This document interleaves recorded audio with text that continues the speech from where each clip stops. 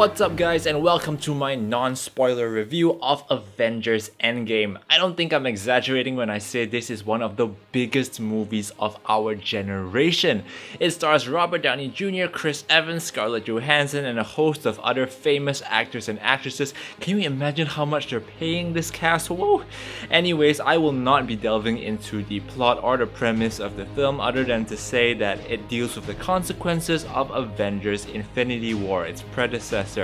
Let's get into it. Now, I do believe Avengers Endgame deserves a second watch. I've seen it once so far, so this is my initial reaction. Full disclosure, I went into the theater wanting to love this movie, and I walked out pretty satisfied because I had an absolute blast with this movie.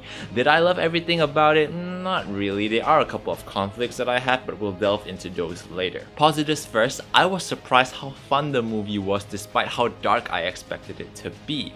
There are several quieter character moments in the film, particularly in the first act, and I like how the movie spent its time with the characters rather than making it all about action. But there are scenes in this film, several scenes which are 1000% some of the most awesome scenes in the entire franchise. I'm talking about the kind of scenes that'll make the hair on the back of your neck stand, the type of scenes that'll make every comic book fan in the theater pee their pants. Heck, I almost peed my pants, and I'm not even one of the many screaming fans in the cinema hall. I thought it was very cool how they set up certain challenges, certain obstacles in the movie. There were a lot of scenes where I was just like, that is pretty cool, that is pretty creative, the way they executed certain bits.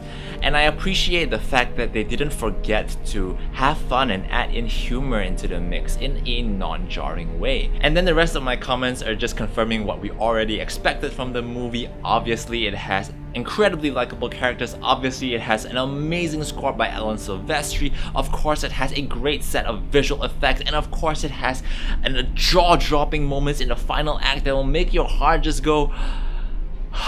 That last act is so good though. Now, I haven't read any of the critics' reviews at this point, but I'm guessing that the phrase fan service has been used quite a bit. Yes, there is a lot of fan service in this movie, and as a fan, I appreciated it, although I do think that it sometimes got in the way of the pacing a little bit, particularly in the middle of the film in the second act. This leads me to the stuff that I didn't quite love about the movie. As I mentioned before, towards the second act, I did feel the film getting a bit draggy, and this is because there are a few scenes which have this meandering quality about them. Now, I enjoyed these scenes on their own. I don't think they were unnecessary, but I do think they contributed to this 3-hour runtime. And to be honest, I was gearing up for this big, humongous fight that didn't seem to be coming anytime soon. The film tries to give each of its main characters their share of the limelight, but with so many characters in this film, there's only so much light to go around before I start feeling like, hey, let's get to the point. I didn't quite enjoy how some of the characters were written in the film, particularly the Hulk, who I think has lost a lot of his character depth from the past, and also Captain Marvel, who I thought was kind of bland and boring, even relative to her solo movie. Plot-wise, there are a few elements that are kind of confusing as well on the first watch, specifically stuff to do with the physical aspects of the plot.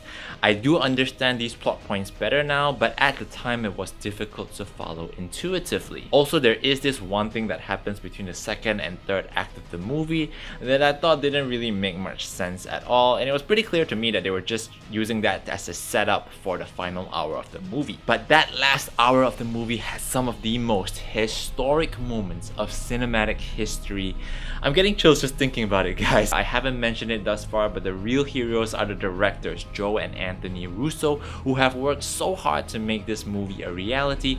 Now, I would say that their direction for Infinity War was a little bit better in terms of pacing, but in all other aspects, I think they did a fantastic job directing what might be the last big movie of the Marvel Cinematic Universe. Great job to them, and kudos to all the performers, the actors and the actresses who have poured their hearts and souls into this franchise to the point that I can't see anyone else playing these roles. Big props goes to the writers, the editors, and the production crew who have spent a big chunk of their lives dedicated to refining all technical aspects of this movie.